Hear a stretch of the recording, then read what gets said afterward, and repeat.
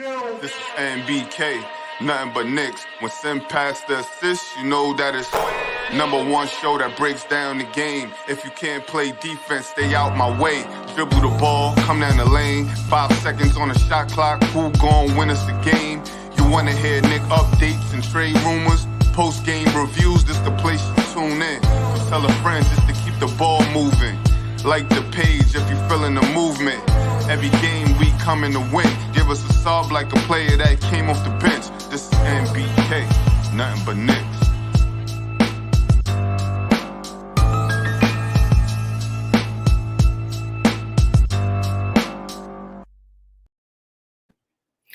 Knicks family, what's poppin'? It's your boy.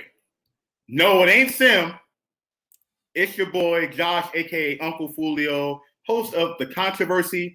And I know you guys were expecting to see Sim's face here, but unfortunately he had some personal business he had to attend to. So it's me, ladies and gentlemen. I know you guys are all happy to see my beautiful shining face here giving you NBK content. The name of this video is going to be, we're going to talk about the Knicks players needing vaccinations to play at MSG, as well as a few other issues that are happening around the league, some of it regarding the Knicks, and we're going to get into that. I have my guy Andy here with me, and we're going to get directly into it because I know you guys are waiting for this video. So let me get my man Andy here. Andy, what's going on? What's up, Josh? What's up, Knicks fam? Happy to be on with you again and talk some Knicks stuff. Absolutely. Salute everyone out there. Make sure you like and subscribe to the channel. Make sure you leave your comments in the comment section and chat. Salute to you guys as well. And we're going to get into this, man, because I think there's some very important news that could be very, very important as the season goes on. And before the season even starts, to be quite honest with you. So let's get directly into it.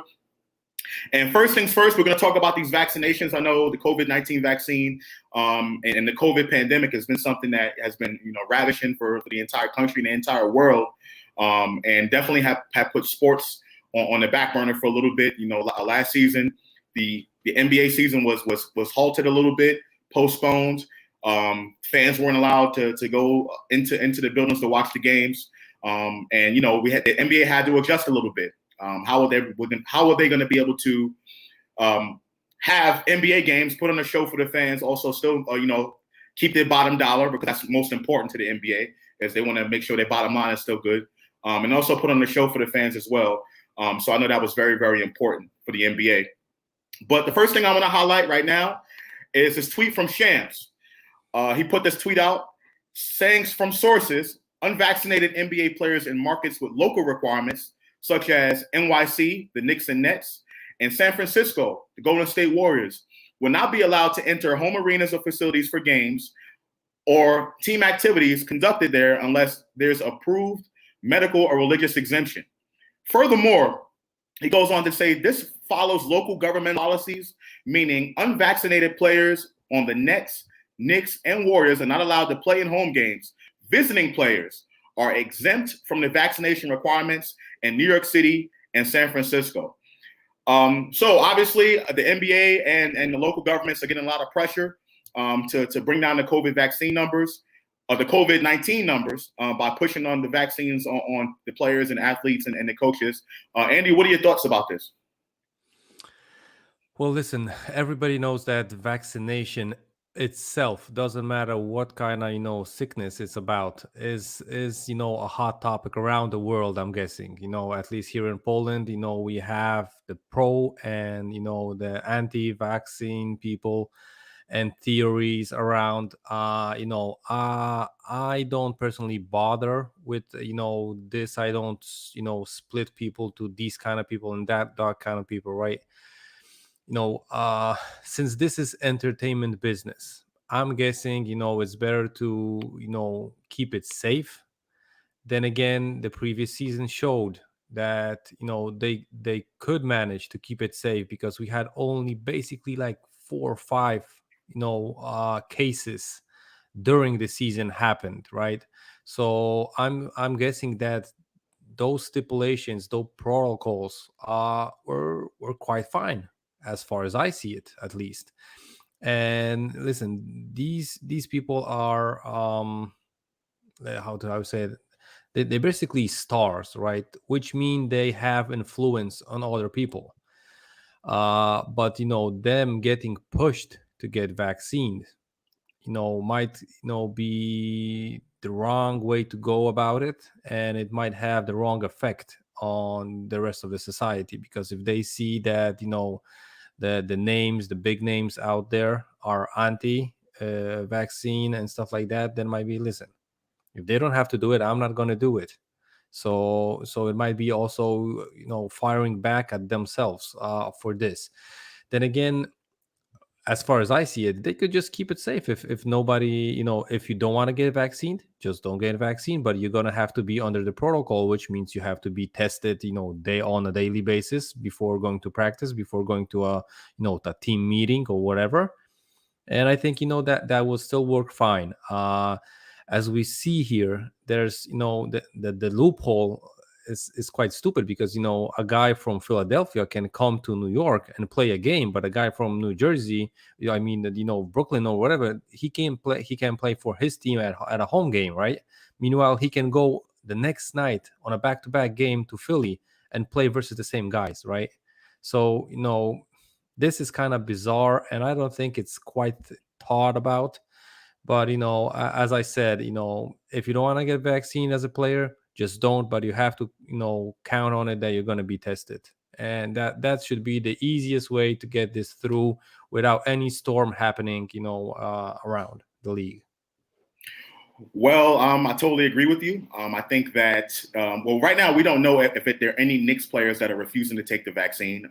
Personally, in my opinion, it's their business, it's their health, their body, Exactly. and they have the opportunity to do whatever they want to do with their body. However, these overreaching and overwhelming government mandates, to me, are just ridiculous. I understand that it's the law. I understand that people want to be safe out there, but at the same time, these are these athletes, their bodies. I feel like people have the choice to do whatever they want to do with their bodies.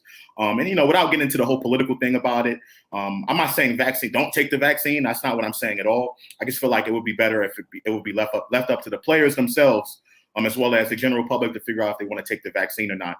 And it's unfortunate that we have to deal with this now, because now we're entering a season and we don't know what players knock on wood, if Julius Randle decides he doesn't want to take the vaccine, then we're without Julius Randle for 41 games of the season. So it's definitely going to be a big thing. And I can tell you right now, based on what I know about Kyrie Irving on the Brooklyn side, he's probably not going to want to take this vaccine. So that's going to be big news, coming into the season. There's going to be a lot of players that refuse to take it. And just so that people are aware, this not only affects New York City, but also the city of San Francisco as well. Two very heavy populated cities in America here. So the Warriors are affected along with the Knicks and Nets. So who knows what's going to happen with this vaccine? Who knows? One more thing, Andy, I wanted to point out was Madison Square Garden. I know Jim Dolan, he's the owner of the Knicks. Do you think there's anything he can do about this to protect his players if any player comes out to say that he doesn't want to take the vaccine? Is there anything Madison Square Garden as an entity can do to fight back against this government mandate? Well, as far as I see it, I don't think he's above the laws of New York State. So I think it's not going to be anything that he can do except like stand up for the players that don't want to get the vaccine and just, find them an alternative route to get into the gym, workout, play games and stuff like that. So, I'm guessing that's going to be for all three teams at this point. Before the season starts, there might be more cities. Chicago might join that pool of of teams that might be required a vaccination. So there might be more cities. I'm guessing it's gonna be further going ahead to the league.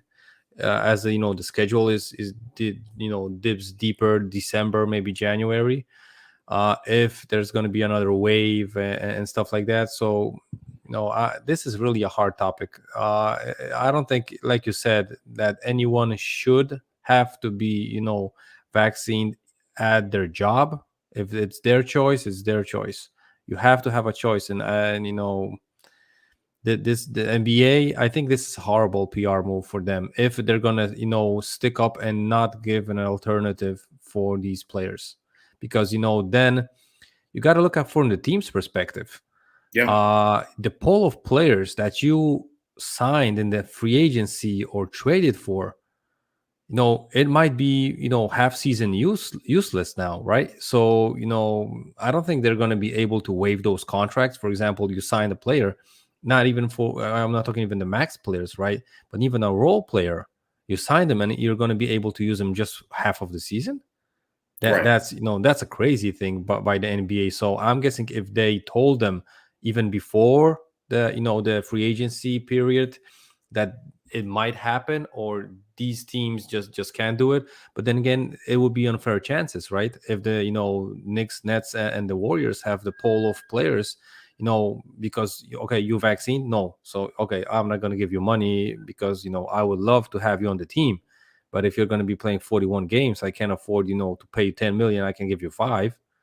But that's putting the team in a huge disadvantage, the whole franchises. So I think it's a bad PR move by the NBA. Totally agree with you. Let me just highlight some of these chats that I see out here. Intuitive Coder, he says that at least give them the option to test and follow whatever protocols there already are. I agree with that. And then on the other side, you see Sergeant Knicks, aka G-Man for Life. Salute to you. He said this is the same thing that happens to regular folks in the real world, which is also true as well. So in regards to the question about James Dolan, so a lot of people tend to forget or really don't care. Jim Dolan, doesn't have to pay a lot of taxes. He doesn't pay any taxes, any New York State tax, because of his position owning Madison Square Garden and all the real estate that he owns. So I highly doubt that Jim Dolan is going to do anything to protect any of these players if they come out and say that, I don't want to take the vaccine, it's my body, it's my choice, and put them in that position. I just thought that, maybe it would be the right thing for him to do, but as always, Jim Dolan does not do the right thing. And I'll just keep that at that. So it's just an unfortunate situation for the team to be in, and we just gotta hope and pray that none of our players decide to, go against what the city and the government is trying to mandate with that. So that's just what I wanted to talk about with that particular point. The next thing I want to talk about, ladies and gentlemen, we're going to talk about this Ben Simmons fiasco, right? This Ben Simmons saying to Philadelphia that he wants to be traded, essentially, that he's not going to report the training camp, which starts in about a month from now. So, Andy, I have a question for you, okay? Is there any chance that the Knicks make a move for Ben Simmons? Would you want them to bring in a player like Ben Simmons? And if so, who would you want the Knicks to give up for Ben Simmons?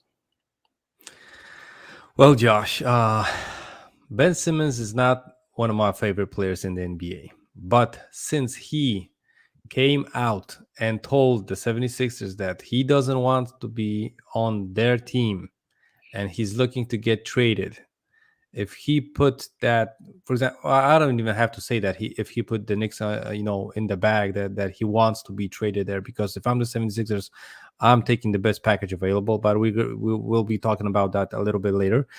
I'm not a huge fan, but if it took me, for example, I don't know, IQ and sign and trade with Frank Ntilikina, I would take Ben Simmons on the Knicks. I'm not gonna lie, I'm not that crazy, but if it takes like 4 first-round picks, an RJ or Julius, and I don't know, Derrick Rose even, I'm not gonna do that deal, and that's on Ben Simmons. I don't know if you saw the chat that I had with the rest of the Knicks panel, guys, about this kind of situation with Ben Simmons or any kind of player that signed an extension, a 5-year contract a year ago, and after the first year he is asking to get traded. That's a huge blow for the team and the whole franchise. If you're a general manager, you have your scouts or whatever, you build a team, and if you have a player signed for 5 years, you are counting on that player. And he got huge money in this example of Ben Simmons. He got huge money, right? Because he had the max contract. He's going to get, 30 couple of million, a year, right? So listen, him asking for a trade officially and everybody knows it, this is a huge blow, because nobody in their right mind from any other 29 GMs on the rest of the teams on the NBA is going to want to give them the fair price for him. Right. His price, the asking price for Ben Simmons was like 4 picks, 3 swaps, and like 2 young guys, right? They're not going to get even half of that when they know that he wants to get traded. And we all know that, it's not going to be good for the 76ers, and it's not going to be good for Ben Simmons to go into training camp with this situation. So, if it's officially out there, I think they have to move him. But nobody, like I said, in their serious mind are going to trade. Like, for example, we heard the rumors that the Sacramento Kings were interested, right? But they're not willing to part ways with Halliburton or De'Aaron Fox for him. Not to mention that, the probably Sixers would want both of them and 4 or 5, first round picks. They're not going to get half of that. So, I think, and they, the Kings might look a little bit crazy because they, trading a 1-for-1 guy like De'Aaron Fox for Simmons or Tyrese Halliburton for Simmons is you do it every day on night, right? But listen, since they know it, that it's going to be a low ball, low blow offer, so they just, we can give you 2 picks and like fill out contracts. So that's crazy thing. And I totally agree that Ben Simmons is going to gain some leverage. Right now, his trade value already isn't that high because not a lot of teams are wanting to take on his contract. But by holding out, he's giving themselves a lot more leverage. You look at Jimmy Butler from a few years ago with Minnesota. He did the same thing before the season, and he was able to get Minnesota to trade him away. You look at James Harden. James Harden was the biggest superstar to hold out for a long period of time, forcing Houston to trade him to the Brooklyn Nets. Now, Houston got a haul for him. They got a whole bunch of picks and a bunch of pick swaps. But at the same time, Ben Simmons is not a James Harden caliber kind of a player. So I do believe Ben Simmons is gaining himself some leverage. In regards to what I think about if the Knicks should go after this guy or not, I'm going to play a clip from yesterday. I'm sure people have seen what Sim had to say about this because he called me out directly, but I want everybody to see this and then I respond, okay? Here we go. But I'm going to tell you what. I believe that Leon Rose wants to rock with the guys that we have, wants to see what we are building come to fruition. See how it rolls, ladies and gentlemen. Ben Simmons, I wish the best for him, but I don't think that best is with the New York Knicks. So fans, I know there's going to be a lot of people that say, go get Ben Simmons right now. Uncle Fulio, I know you want to go get him right now. And Uncle Fulio, this is not about that $35 million at all. And if you think it is, rewind the video and listen again. So there was. So how many times did you watch it, Josh? How many times? I watched it a lot. And I just gotta say, listen, I absolutely think the Knicks should at least pick up the phone. I feel like it's irresponsible for Knicks fans, particularly, and the organization, to not even pick up the phone and inquire about this guy. 25 years old, we're talking about. 25 years old. It's not like this guy is 30. He's been around the league for a long period of time. 25 years old. He's only played 4 seasons in the NBA, if you're think about it. He's been in the NBA for 5, and he's only played for 4 because he missed his entire rookie season, right? He already has 3 All-Star appearances. He already has 4 all-defensive teams. So this guy is a great defensive player, probably the first or second best defensive player in the NBA, okay? The Knicks right now, their best defender last year, they let go in free agency. That was Reggie Bullock. The Knicks don't have any defender like Ben Simmons. And for all the people out there who say that Ben Simmons is limited offensively, he doesn't have a jump shot, that is a false narrative. Complete false narrative, okay? Just because you don't have a jump shot does not mean you're limited offensively. From the mid-range and in, Ben Simmons is a bucket. Not to mention he can assist. He can pass the ball. He was 12th in the NBA in assists last year for those who played over 51 games in the season. Okay, so Ben Simmons does not limit you offensively. I do think in Philadelphia, him playing with Joel Embiid was not a good fit because Joel Embiid lived in the paint. But if you put him on the Knicks, you have Julius Randle now who lives on the perimeter now. Julius Randle is not he doesn't live in the paint as much as he used to. He's a perimeter guy. He's shooting 3-pointers now. He's taking you off the dribble from 3. Okay, so I believe Ben Simmons can open up this offense, and I believe that Ben Simmons can give this team a boost on offense for what he does. If you build the offense kind of around him, okay? in Philadelphia, for those who question whether Ben Simmons has the ability to lead a team, right, or if he's ready to lead New York, a couple seasons ago when Joel Embiid fractured his orbital bone and he was out for 20 games, the Sixers went 19-1. 19-1 with Ben Simmons as the focal point of that offense.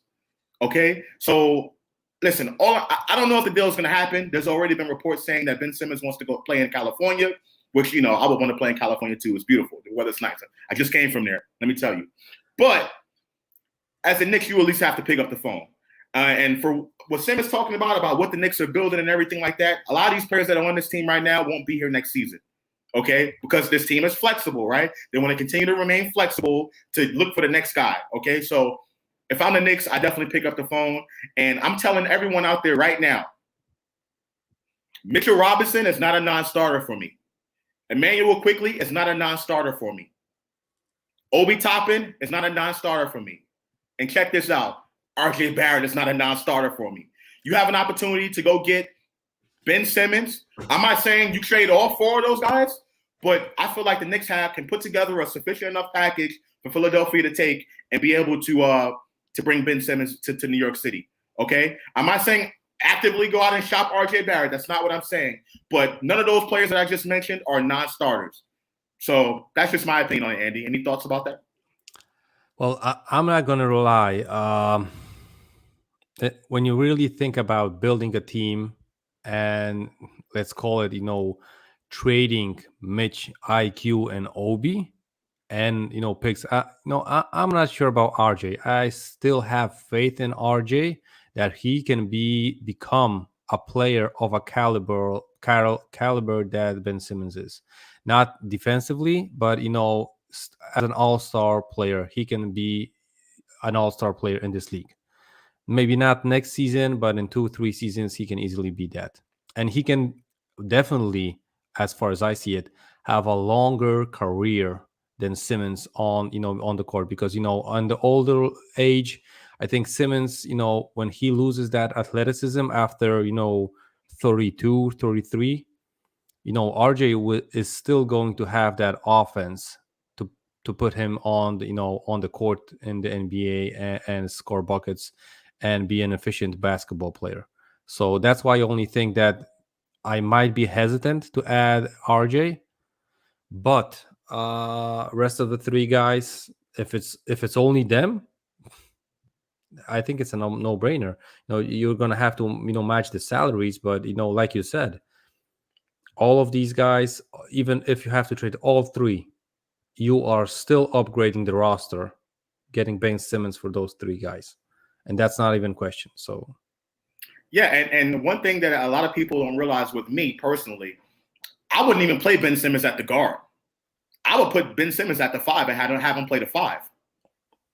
I would have him play the 5. Imagine Ben Simmons at the 5, being his ability to guard multiple positions at the 5, being able to guard the pick and roll, being able to guard the other opposing team's best player. What Knicks fans don't realize is that series against Atlanta, people want to talk about what Ben Simmons didn't do offensively. He held Trae Young to 5 from 23 from the field. What if we had Ben Simmons on this team last year? It wasn't just our inability to score. It was our inability to stop Trae Young. So having a player like that's that dynamic on the defensive side of the ball and his ability to pass as well as score from the mid-range and in, I think that's a very, very invaluable thing, very, very valuable thing.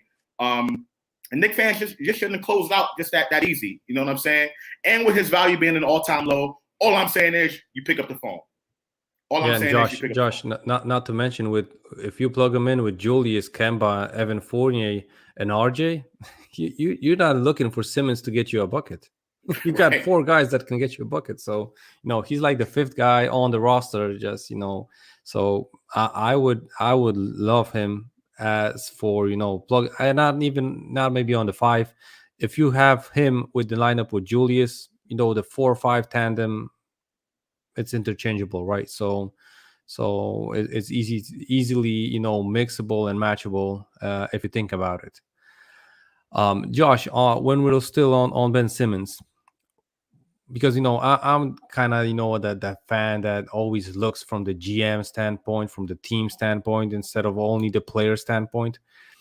What do you think the Sixers we know that they're not going to have any other option than to trade him for, a lower package.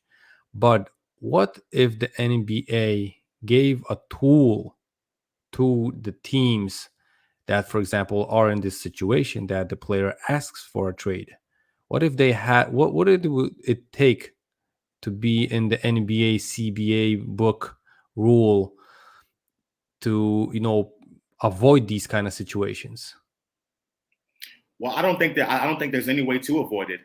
Well, first and foremost, right now, as of where it stands right now, I think it's inevitable. You can't really avoid the players doing that and having all the leverage because it's a players' league, right? So I think the only way to avoid these kinds of situations is by making the NBA a hard cap league. Right now, because of a soft cap and the ability for teams to go out and sign players for exceptions, and you got the buyout market and players basically dictating where they want to go, you have the players pretty much running everything. So there's no real way for teams from the front office standpoint to really control that. But if the NBA was more of a hard cap league and there was no exceptions and you had to stick under a salary cap, you couldn't go above it, kind of similar to what the NFL is doing, kind of similar to what hockey is doing, I believe you will have less, the GMs will have more of an advantage. But as of right now, there's really nothing that the GMs and the front offices can do in regards to the CBA, in regards to this type of stuff. Okay, Josh. So let me put this out there. I was thinking about this because I got frustrated, and Ben Simmons isn't even a Knick, and he probably won't be a Knick this season. But I got frustrated at Simmons for this kind of situation, and I was thinking, and I had two things on my mind. First thing is because Knicks fans basically don't care about the situation, but let's go back a couple of years and put a scenario in our minds.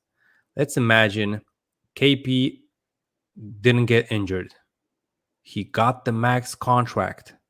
And in the first off season, after the first year of his extension, he asks for a trade. What would Knicks fans do? Bro, New York City would be on fire, literally. Molotov cocktails would be thrown at the Garden. Things would be bizarre, right? And I'm with Philly fans on this also because they're gonna be pissed because they're gonna get like we said before, a low offer, and they're gonna have to take it and run with it.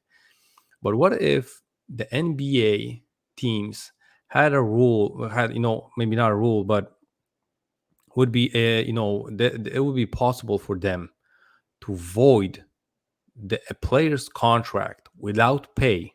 For example, he wants out. Okay, we're not going to be stuck with that salary of his. So basically, that makes him a free agent, right? And you got him off the books.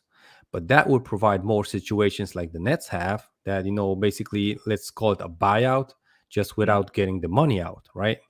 So players would, LeBron would have, teams till he's 50 and like buy all these players out, right? So if just to prevent those kind of situations, if that was the rule, what if the player had to be banned from the league for the duration of the contract that he doesn't want to fill out? Andy, the players association would never go for that. I know, but imagine how you would never hear a situation like that. Ben Simmons would be, he might be pissed under his face, but he would be running with a smile, getting that 35 million around the court. He's like, oh yeah, I'm gonna be playing here. Listen, and for a team, like I said, Josh, being a GM, throwing that kind of money of a player, and he's asking out, and if he works out the deal, the team doesn't have to use that, that stipulation.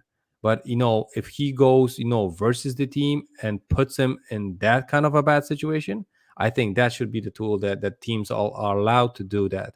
Like void the contract and get him, banned from the league for a year or two, or even a duration of the contract that he signed. That he would never allow he would never ask for a trade if he would have to sit out in Australia the next 4 seasons. So I see what you're saying. I just disagree with that. I do believe the players need to have some type of leverage in these situations, or else you'll have situations like the Scottie Pippen in the 90s. He's playing for the team for all those years, and he didn't get paid what he was worth. So there needs to be some sort of player leverage in these situations. Right now, I just think it's too high. But I think what you propose is totally the counter of what the players are doing right now, because right now the players have a stranglehold of whatever the teams are doing. It's a players' league, so yeah, they can ask for anything they want, and they'll get it. So right, I just believe there's other ways to do it. I wouldn't be that extreme about it. But like I said, I believe the NBA should go to a hard cap league. NBA goes to a salary cap that's a hard cap. You'll stop seeing these super teams. You'll see more of a competition. You'll see players sign more like longer term contracts instead of these 2-3 year deals. You'll see players sign on for 7-8 years. That's what happens in hockey. That's what happens in the NFL with the quarterbacks. They sign these longer term deals and they're able to stay with these teams and then, be able to build their team that way naturally, so to speak, instead of building these super teams. I think that's more of a better option. But right now, the Players Association and the NBA has to collectively bargain that. Until they do that, I think that we're going to continue to see this. So that's why, me personally, I want the Knicks to be more aggressive and go after players right now, because that's the type of league that we're in. We're not in a league where, we're going to be with these players for the rest of their career. There's going to be 20-year Knicks.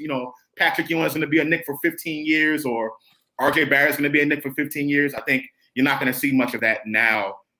It could happen, but the way the league is going right now, you're not going to see that. These players want to get paid, and they want to team up with their friends. So the Knicks, I just feel like they need to be aggressive.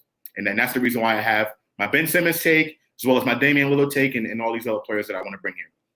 So, but perfect way to talk about Ben Simmons and my wants for Ben Simmons. And I know a lot of people in the chat disagree with me. Salute to Sergeant Knicks, aka G-Man for life. I know you disagree with me, but that's my take about it. So, Andy, do you know who Ben Simmons' agent is? Rich Paul. Rich Paul, that's correct, right? So we're going to segue into something else that, in regards to Rich Paul, and that's the Nerlens Noel fiasco with Rich Paul. I know there's been some tweets back and forth between Nerlens Noel and Kendrick Perkins in regards to, whether Rich Paul said this or said that in regards to another player on Philadelphia. And I just want to talk about that a little bit and what you think about the situation. Yeah. Well, listen, me and Sim talk about this Nerlens Noel suing Rich Paul situation already, but now the third piece in this dance is becoming Kendrick Perkins. I don't know if Kendrick Perkins' agent, Rich Paul was Kendrick Perkins' agent, right? We know that that's probably a possibility. He was close with LeBron when he was on the Cavs, so they might know each other. And as far as Rich Paul, this season he's taking so many losses. He's also that I don't think any kind of good PR move and like asking Kendrick Perkins to help him out in the social media worked out again as a positive for him. That's why Nerlens tweeted out that Pinocchio on the strings. So listen, for me it's a funny situation. I'm not quite sure, like I told Sim, that listen, I'm fine with the situation that little Netherlands is suing Rich Paul. I just hope that in any kind of retaliation way it hurts the Knicks. Players from other agencies are going to see, like, listen, this or that happened or whatever. I don't think it's that kind of that we're in the first line of fire. But, I think Netherlands is definitely closing at least a couple of doors for himself in the NBA. So I don't believe in this big Knicks conspiracy theory, everyone against the Knicks conspiracy theory, and Rich Paul's conspiring to keep players away from the Knicks, potentially. I think that is illegal. It is illegal. Something called insider trading. So I don't know the sports term for it, but in the stock market world, that's what that is, right? You're an agent and you're intentionally keeping players from certain organizations, and you're closing those doors from certain organizations because you don't want to see them get better. That is completely illegal, 100%. And I just don't believe that Rich Paul is doing that with any particular franchise. I do think that Rich Paul has favorite players of his that are perhaps his clients, which there's nothing wrong with that. But as far as, the Knicks being involved in this in any way, I don't think that's the case. I believe this is a client agent matter, and that's how it's being handled in the legal system. And to be quite frank with the fans out there, listen, these players are about getting their money. Okay, so I know I was talking about the Ben Simmons thing and, players looking to get their money. Players want to get paid. They have no allegiance to any particular city. This is not like it was in the 90s, okay, where, people out there going out there playing with the city on their back. It's not like that anymore. It's a different league. It's much more of a business. There's so much more money that goes into it right now. And it's not like that for these players. So in that situation, I don't think that the Knicks are involved. And in this situation, I don't think the Knicks are involved. There's no conspiracy going on, guys, okay? So I don't know who's going to win this civil lawsuit or whatever the case may be. Last I heard, they were trying to settle for undisclosed amount of money, which I think will be the best interest of the NBA overall. And I don't think Nerlens Noel has a chance to win this case. That's why he might settle. But we'll see. I will see. I think there's a lot more that needs to come out about this. And I think you're correct. Rich Paul is not having a really good offseason. But he has all the money and all the players, all the best players, or most of the best players around him. He also has one Knick player, still Knick player, which is Jericho Sims, your favorite Knick player. Exactly. That's my guy. That's my guy, Jericho Sims. So we'll see. We'll see what happens with this whole thing. I just don't think there's this big conspiracy that's happening against the Knicks that a lot of people like to talk about. So. Yeah, I think after us changing the management, and even in the situation, it was for a couple last years. I think that there's no kind of conspiracy thing going down, because even when we had Steve Mills and Scott Perry got here, I think from that day that Scott Perry is with the organization, I think we have like kind of a clean slate. And there's no grudges holded, versus the Knicks. And I'm not the biggest fan of Scott Perry. He wanted Frank out, from basically, his second year. So I'm not going to lie that, but I think, a change and, dismissing, let's call it, because I'm not going to, say promoting Steve Mills to another situation in spot. Right. Helped us, but I really think that since Scott Perry came here, we can even think about when Donnie Walsh was the GM, things started to tweak, towards the Knicks. But I think it's because he got rid of Phil Jackson. Yeah, exactly. So the Scott Perry era basically got us clean. Well, Isaiah Thomas, that's what it was. Yeah. So yeah, I totally agree with that. I think Scott Perry is a phenomenal GM. I think he's well respected around the league. If it's anybody that I think, on the Knicks organization front office that some players, or not players, but, people around the league don't like, I think it's Worldwide West, because of his, his back dealings and his, his ability to get players. So I think that's one guy that might have, some grudges around the league, but I don't think this is going to affect the team that much, if at all. So I think that we're pretty good with that. So let's segue into to the last topic that we're going to talk about. Something quick. Former Knicks, Dennis Smith Jr. Just recently signed a deal to work out in the Portland Trail Blazers training camp. And also former Knick Kyle Quinn has signed a deal to play in Paris. So Andy, let me just get your quick thoughts about that. Yeah, as far as I'm happy for Dennis Smith Jr. still getting a chance in the NBA, I'm happy for that.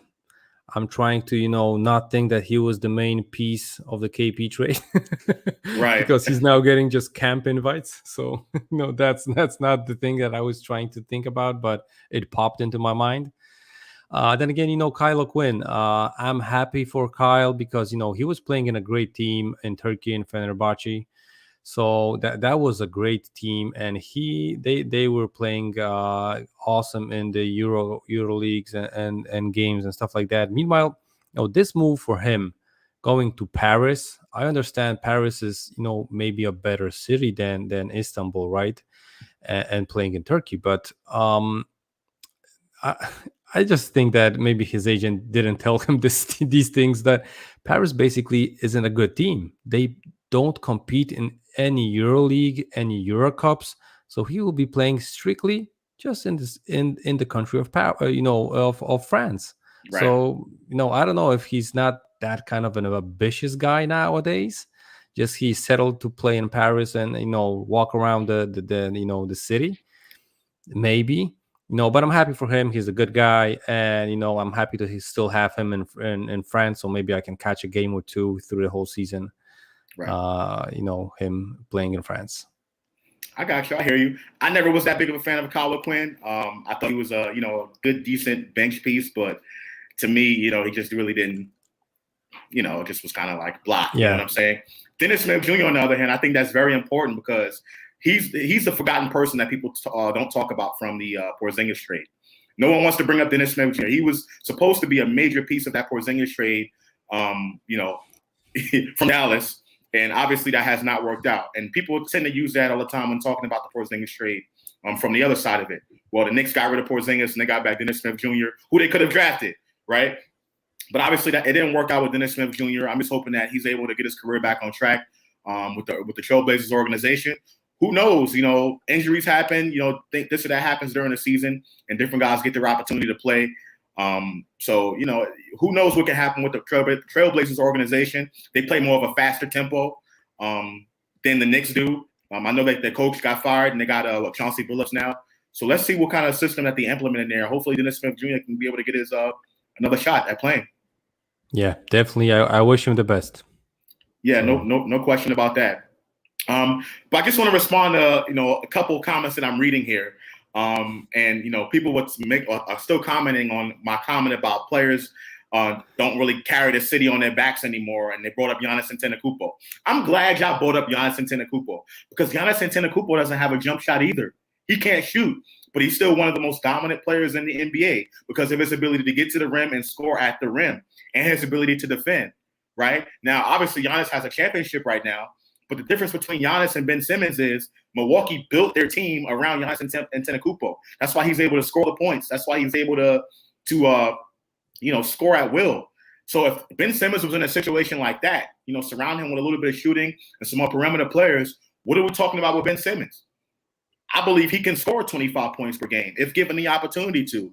But in Philadelphia, he wasn't going to be able to do that because you have Joel Embiid there. Okay, so. Again, I just think that at 25 years old, Ben Simmons has a lot more great basketball to play. You can't give up on a kid at 25 years old, okay? And if you want to talk about someone who does not shoot the basketball, look at Giannis. He's a Finals MVP. He just put up 50 in the NBA Finals, okay? So, Knicks fans, think about that stuff, okay? But outside of that, Andy, it was always a pleasure coming on with you. This is my first time hosting NBK, a live show. Didn't think I'll be able to do it, but I got through it. Anything last words you want to say to people before we get out of here? Yeah, I'm happy to be the first one on the live Kontroversy show. So, right, live Kontroversy. Always, it's really good to be communicating with the fans from a live perspective. I get to say what's on my mind in a rapid fire pace, and it really means a lot. So everyone out there, thank you. Please tune in. We got some more content coming from Sim and the rest of the gang coming up this week and the weekend as we continue to progress toward training camp and get the season underway. So, ladies and gentlemen, without further ado, it's your boy Uncle Fulio and Andy, and we are gone, ladies and gentlemen. Peace. This is NBK, nothing but Knicks. When Sim passed the assist, you know that it's #1 show that breaks down the game. If you can't play defense, stay out my way. Dribble the ball, come down the lane. 5 seconds on the shot clock. Who gon' win us the game? You wanna hear Nick updates and trade rumors? Post-game reviews, this the place you tune in. So tell a friend just to keep the ball moving. Like the page if you feeling the movement. Every game we coming to win. Give us a sub like a player that came off the bench. This is NBK, nothing but Knicks.